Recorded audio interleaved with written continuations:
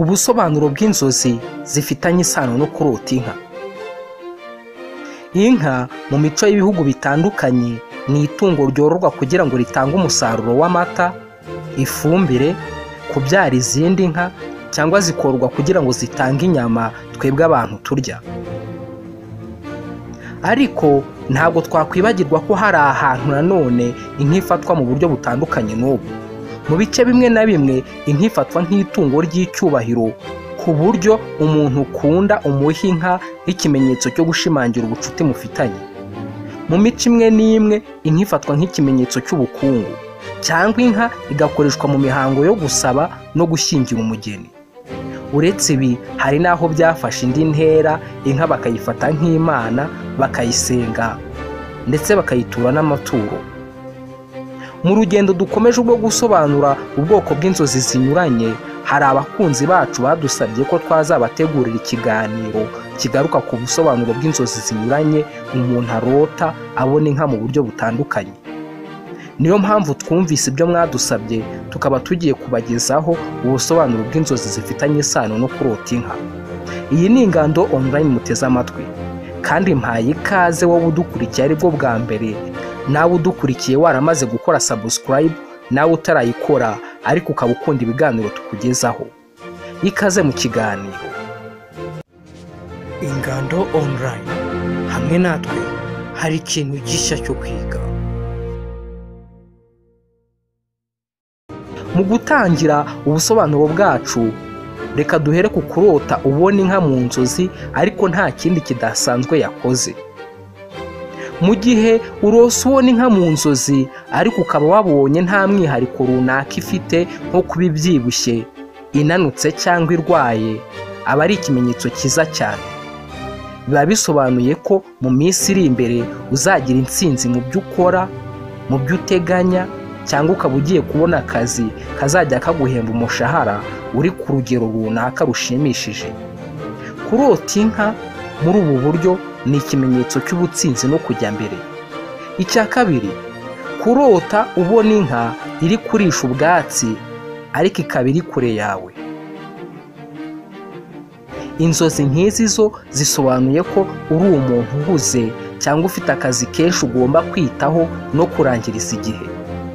Izi nzozi aba ari ikimenyetso kikwereka ko ugomba gukorera urugo rwawe niba wubatse ugakora wivuye inyuma, kuko ibyo uba ukora aba ari iterambere ry'urugo rwawe cyangwa ari iterambere ry'iwanyu mu rugo ryo mu minsi iri imbere.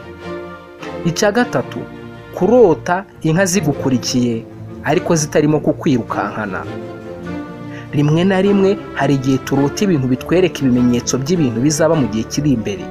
Iyo urose rero inka igukurikiye cyangwa inka zigukurikiye, aba ari ikimenyetso cyiza kikubwira ko hari umurage cyangwa impano uzabona iturutse ku bantu mufitanye isano mu muryango. Icya kane, kurota ubona inka ishishe cyangwa se kurota ubona inka ibyibushye. Mu gihe urose ubona inka imwe cyangwa inka nyinshi zishishe kandi zimeze neza, aba ari ikimenyetso cy'uburumbuke no kwiyongera k'umusaruro uva mu mirimo y'amaboko yawe uba ugiye kuzabona mu minsi iri imbere, ariko ukawubona mu gihe kidahoraho.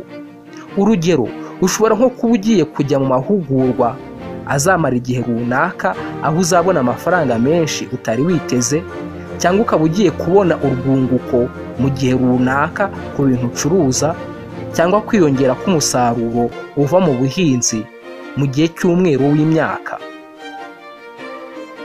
Icya gatanu, kurota ubona inka yishwe n'inzara.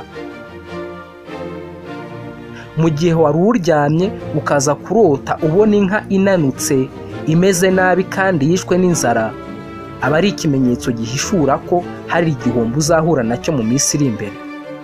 Aba ari ikimenyetso kikubwira ko ugomba kongera imbaraga mu byo ukora kugira ngo ubone uko uhangana cyangwa wirinde igihombo ushobora kuzahura nacyo mu minsi iri imbere. Icya gatandatu, kurota uragiye inka nyinshi.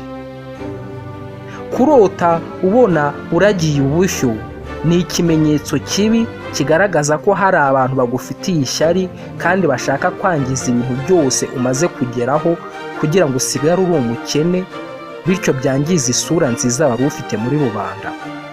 Kurota inzozi nk'izi aba ari ikimenyetso kikwereka ko ugomba kwitonda cyane cyane ukitondera abantu bakuzengurutse, abo mufite aho muhurira, kugira ngo batagutura mu bishuko bishobora kukugeza mu kaga gatandukanye. Icya karindwi, kurota uri gukama inka.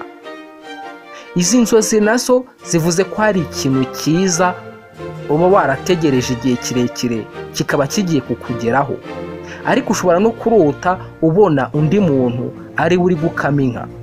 Ibyo biba bisobanuye ko uba wifuza kuba warekeraho kubaho ubuzima nk'ubw'abanyamujyi, ahubwo ugafata igihe cyo kubaho ubuzima nk'ubw'abaturage bo mu cyaro, nko kuba ufite imirimo y'amaboko wakora cyangwa ugatemberera mu bice byo mu cyaro. Umubiri wawe uba urambiwe no kubaho ubuzima nk'ubw'abanyamujyi, ukaba wumva ushaka kuruhuka, ukaruhukira mu gukora imirimo y'amaboko cyangwa se gutemberera mu bice byo mu cyaro. Icya munani, kurota ubona uri kugura inka. Kurota uri kugura inka ni ikimenyetso cyiza kigaragaza ko hari ibintu byinshi uzageraho mu gihe ufatanyije n'abandi, mukabikora ku buryo ibyo bintu bishobora kuba bizakubyarira inyungu mu minsi iri imbere.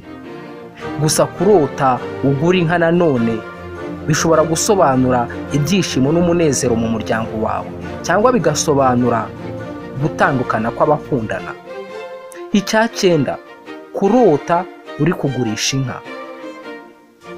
Mu gihe urose wari ufite inka ariko ukaza kuyigurisha n'umuntu uzi cyangwa umuntu utazi, aba ari ikimenyetso kigaragaza ko hari ibintu wari ufite bagiye kukwiba cyangwa ukabitakaza mu bundi buryo budasobanutse.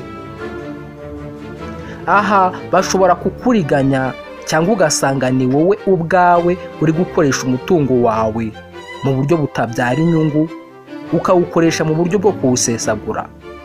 Izi nzozi aba ari ikimenyetso kikubwira ko ufite kubanza gutekereza kabiri mbere yo kugira icyemezo ufata, cyane cyane ku birebana no gukoresha umutungo ufite agaciro kenshi. Akaba ari na byiza yuko wabanza kugisha inama umuntu wizeye mbere yo kugira icyemezo ufata.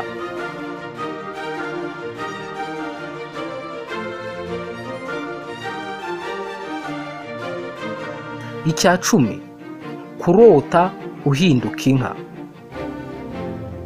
Inzozi nk'izi zo ntizikunze kubaho, ariko hari igihe bake muri twe bashobora kuba bazirota. Kurota ubona wari uri mu mirimo yawe ariko wajya kubona ukabona uriyebuze, hanyuma ukabona wahindutse inka. Inzozi nk'izi aba ari ikimenyetso kigaragaza ko ufite ubwoba bwo guseba no kugaragara nk'umuntu w'umupfapfa udafite ubwenge muri sosiyete mu bikorwa runaka uba ukora. Iyi ni Ingando online mwari muteze amatwi. Ndabashimiye kuba mwafashe umwanya wo kudukurikira. Niba iki kiganiro wagikunze, duhe like kandi ugisangize n'inshuti zawe. Niba utarakora subscribe, aka niko kanya keza ko kuyikora kugira ngo ujye ubona ibiganiro tuba twaguteguriye. Mushobora no kutugezaho ibitekerezo byanyu mubinyujije kuri page yacu ya Facebook cyangwa mukabinyuza mu mwanya wagenewe comment. Tuzabisoma kandi tubasubize.